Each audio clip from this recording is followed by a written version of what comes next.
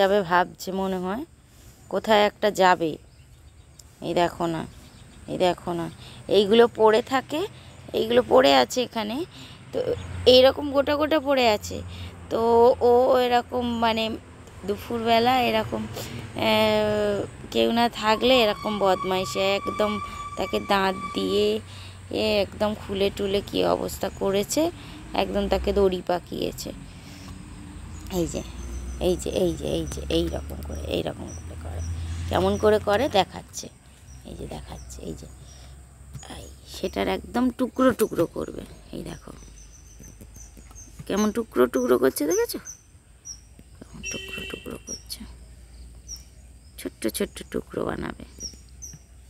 মায়ের হেল্প করে অনেক। এই যে ওইগুলো যদি কেটে দেয় তো মায়ের তো জ্বালানি করতে খুবই সুবিধা হয়, খুবই সুবিধা হয়। এই যে এই যে এই যে এই যে মানে ধারালো কিছু আর লাগে না, ওর দাঁতটাই হয়ে যায়। আর বিগত কয়েক সপ্তাহ দেখছি বাড়িতে থাকছে না, অন্যের বাড়িতে এখন আশ্রয় নিয়েছে। জানি না কি করেছে মা ওর সাথে। তো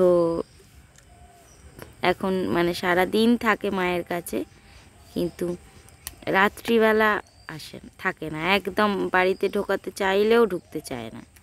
জানি না কেন, কি করেছে মা ওর সাথে, বলে না, কেউ বলে না, জানতেই পারিনি কি করেছে, অভ্যেসটা কী করে এরকম চেঞ্জ হলো।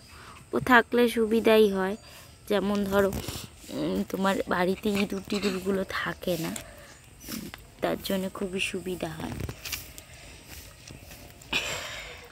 তো রাত্রিরে বাড়ি পাহারা দেওয়ার মতো।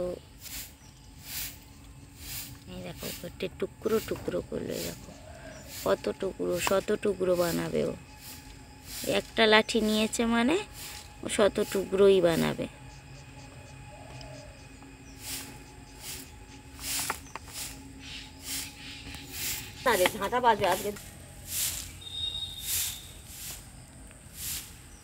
শত টুকরো হচ্ছে, মায়ের হেল্প হচ্ছে ওর।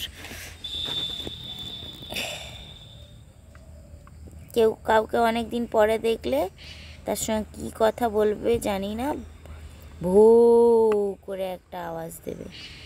আমি কালকে বাস থেকে নেমেছি, দেখি না ও দাঁড়িয়ে আছে, আমাকে আওয়াজ দিল ভো। দেখ কি একার মনে খেলে যাচ্ছে, একার মনে পোকা ধরে, এই সব করে বেড়ায়।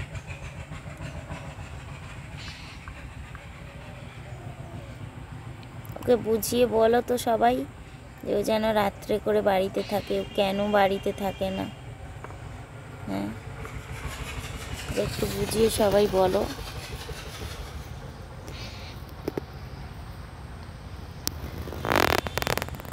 ওই যে ওই যে ওই যে হাড় চিবোচ্ছে, মাংসের হাড় চিবোচ্ছে, ওই যে ওই যে ওই যে ওই যে ওই যে